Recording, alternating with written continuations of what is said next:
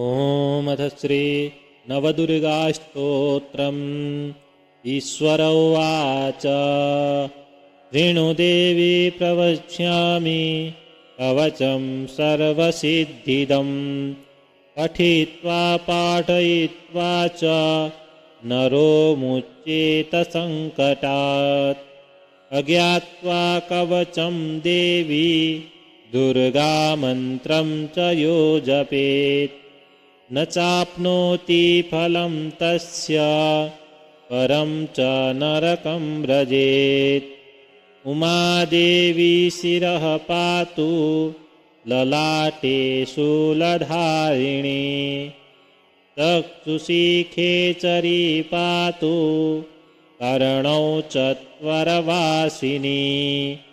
सुगन्धानासिकं पातु वदनं सर्वधारिणी।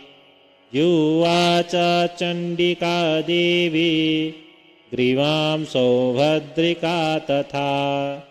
अशोकवासिनी चेतो द्वौ बाहु वज्रधारिणी। हृदयं ललिता देवी उदरं सिंहवाहिनी। कटिं भगवती देवी द्वाभूरो विन्ध्यवासिनी। महाबला च जङ्घे द्वे पादौ भूतलवासिनी। एवं स्थितासि देवी त्वं त्रैलोक्ये रक्षणात्मिका। रक्ष्य मां सर्वगात्रेषु दुर्गे देवी नमोऽस्तु ते। प्रातः स्मरामि ललिता वदनारविन्दं बिम्बाधरं मृदुलमौक्तिकशोभिनाशम्। आकर्णदीर्घनयनं मणिकुण्डलाढ्यां मन्दस्मितं मृगमदोज्ज्वलफालदेशम्। प्रातर्भजामि ललिता भुजकल्पवल्लीं रक्ताङ्गुलीयलसदङ्गुलिपल्लवाढ्यां। माणिक्यहेमवलयाङ्गदशोभमानां कुण्डेषु चापकुसुमेषु श्रेणिर्दधानां। प्रातर्नमामि ललिता चरणारविन्दं भक्तेष्टदाननिरतं भवसिन्धुपोतम्। पद्मासनादिसुरनायकपूजनीयं पद्माङ्कुशध्वजसुदर्शनलाञ्छनाढ्यम्। प्रातस्तुवे परशिवां ललितां भवानीं त्रय्यन्तवेद्यविभवां करुणानवन्ध्यां। विश्वस्य श्रेष्ठविलयस्थितिहेतुभूतां विद्वेश्वरीं निगमवाङ्मनसातिदूरां। प्रातर्वदामि ललिते तव पुण्यनाम। कामेश्वरीति कमलेति महेश्वरीति। श्रीशाम्भवीति जगतां जननी परेति। वाग्देवतेति वचसा त्रिपुरेश्वरेति। श्लोकपञ्चकमिदं ललिताम्बिकायाः सौभाग्यदं सुललितं पठति प्रभाते। तस्मै ददाति ललिता झटिति प्रसन्ना। विद्यां श्रियं विमलसौख्यमनन्तकीर्तिम्। ऋणुदेवी प्रवक्ष्यामि कवचं सर्वसिद्धिदम्। पठित्वा पाठयित्वा च नरो मुच्येत संकटात्। अज्ञात्वा कवचं देवी दुर्गा मन्त्रं च यो जपेत्। न चाप्नोति फलं तस्य परं च नरकं व्रजेत्। उमादेवी शिरः पातु ललाटे शूलधारिणी। चक्षुषी खेचरी पातु कर्णौ चत्वरवासिनी। सुगन्धानासिकं पातु वदनं सर्वधारिणी। जिह्वा च चण्डिका देवी ग्रीवां सौभद्रिका तथा अशोकावासिनी चेतो दौबाहुवज्रधारिणी हृदयं ललिता देवी उदरं सिंहवाहिनी कटिं भगवती देवी द्वाभूरो विन्ध्यवासिनी महाबला च जङ्घे द्वे पादौ भूतलवासिनी एवं स्थितासि देवी त्वं त्रैलोक्ये रक्षणात्मिका रक्ष मां सर्वगात्रेषु दुर्गे देवी नमोऽस्तु ते प्रातः स्मरामि ललिता वदनारविन्दं बिम्बाधरं मृदुलमौक्तिकशोभिनाशम् आकर्णदीर्घनयनं मणिकुण्डलाढ्यां मन्दस्मितं मृगमदोज्ज्वलफालदेशम्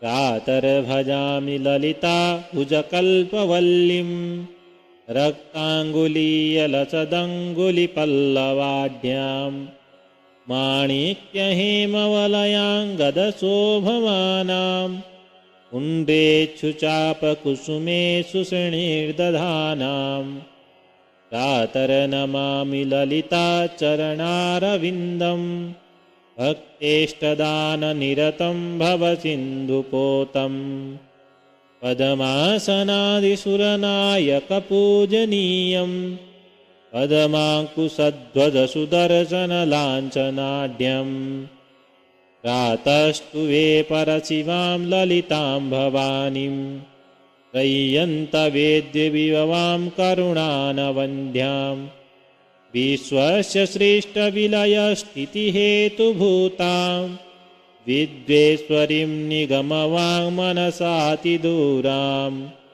प्रातर्वदामि ललिते तव पुण्यनाम कामेश्वरीति कमलेति महेश्वरीति श्रीशाम्भवीति जगतां जननी परेति वाग्देवतेति वचसा त्रिपुरेश्वरेति यः श्लोकपञ्चकमिदं ललिताम्बिकायाः सौभाग्यदं सुललितं पठति प्रभाते तस्मै ददाति ललिता झटिति प्रसन्ना विद्यां श्रियं विमलसौख्यमनन्तकीर्तिं ऋणुदेवी प्रवक्ष्यामि कवचं सर्वसिद्धिदं पठित्वा पाठयित्वा च नरो मुच्येत सङ्कटात् अज्ञात्वा कवचं देवी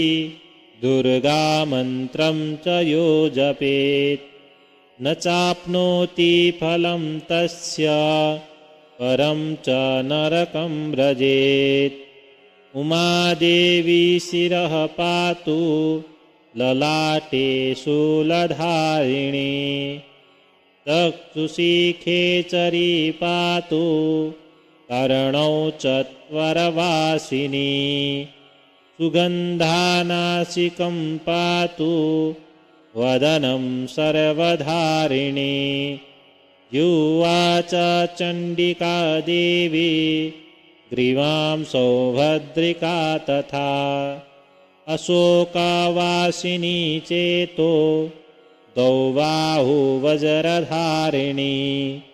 हृदयं ललिता देवी उदरं सिंहवाहिनी कटिं भगवती देवी द्वाभूरो विन्ध्यवासिनी महाबला च जङ्घे द्वे पादौ भूतलवासिनी एवं स्थितासि देवी त्वं त्रैलोक्ये रक्षणात्मिका रक्ष मां सर्वगात्रेषु दुर्गे देवी नमोऽस्तु ते प्रातः स्मरामि ललिता वदनारविन्दं बिम्बाधरं मृदुलमौक्तिकशोभिनाशम् आकर्णदीर्घनयनं मणिकुण्डलाढ्यां मन्दस्मितं मृगमदोज्ज्वलफालदेशं प्रातर्भजामि ललिताभुजकल्पवल्लीं रक्ताङ्गुलीयलसदङ्गुलिपल्लवाढ्यां माणिक्यहेमवलयाङ्गदशोभमानां कुण्डेक्षुचापकुसुमेषु श्रेणीर्दधानां प्रातर्नमामि ललिताचरणारविन्दं भक्तेष्टदाननिरतं भवसिन्धुपोतं पद्मासनादिसुरनायकपूजनीयं पद्माङ्कुशध्वजसुदर्शनलाञ्छनाढ्यं प्रातस्तुवे परशिवां ललितां भवानीं रय्यन्तवेद्यविभवां करुणानवन्ध्यां विश्वस्य श्रेष्ठविलयस्थितिहेतुभूतां विद्वेश्वरीं निगमवाङ्मनसातिदूरां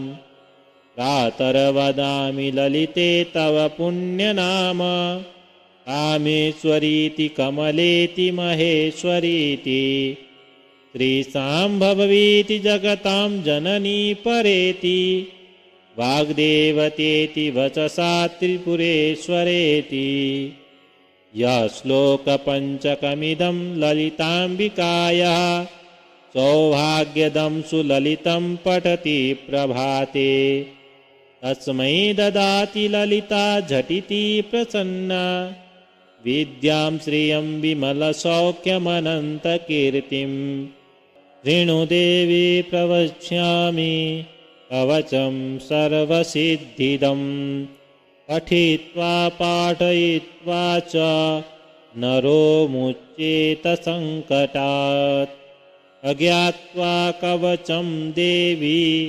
दुर्गामन्त्रं च यो जपेत् न चाप्नोति फलं तस्य परं च नरकं व्रजेत् उमादेवी शिरः पातु ललाटे शूलधारिणी चक्षुषी खेचरी पातु कर्णौ चत्वरवासिनी सुगन्धानासिकं पातु वदनं सर्वधारिणी जिह्वा च चण्डिका देवी ग्रीवां सौभद्रिका तथा अशोकावासिनी चेतो द्वौ वज्रधारिणी हृदयं ललिता देवी उदरं सिंहवाहिनी कटिं भगवती देवी द्वाभूरो विन्ध्यवासिनी महाबला च जङ्घे द्वे पादौ भूतलवासिनी एवं स्थितासि देवी त्वं त्रैलोक्ये रक्षणात्मिका रक्ष मां सर्वगात्रेषु दुर्गे देवी नमोऽस्तु ते प्रातः स्मरामि ललितावदनारविन्दं बिम्बाधरं मृदुलमौक्तिकशोभिनाशम् आकर्णदीर्घनयनं मणिकुण्डलाढ्यां मन्दस्मितं मृगमदोज्ज्वलफालदेशं प्रातर्भजामि ललिताभुजकल्पवल्लीं रक्ताङ्गुलीयलसदङ्गुलिपल्लवाढ्यां माणिक्यहेमवलयाङ्गदशोभमानां कुण्डेक्षुचापकुसुमेषु श्रेणीर्दधानां प्रातर्नमामि ललिताचरणारविन्दं भक्तेष्टदाननिरतं भवसिन्धुपोतं पद्मासनादिसुरनायकपूजनीयं पद्माङ्कुशध्वजसुदर्शनलाञ्छनाढ्यं प्रातस्तुवे परशिवां ललितां भवानीं रय्यन्तवेद्यविभवां करुणानवन्ध्यां विश्वस्य श्रेष्ठविलयस्थितिहेतुभूतां विद्वेश्वरीं निगमवाङ्मनसातिदूरां प्रातर्वदामि ललिते तव पुण्यनाम कामेश्वरीति कमलेति महेश्वरीति श्रीशाम्भवीति जगतां जननी परेति वाग्देवतेति वचसा त्रिपुरेश्वरेति यः श्लोकपञ्चकमिदं ललिताम्बिकायाः सौभाग्यदं सुललितं पठति प्रभाते तस्मै ददाति ललिता झटिति प्रसन्ना विद्यां श्रियं विमलसौख्यमनन्तकीर्तिम् इति श्री ललिता पंचरत्नं सम्पूर्णम्।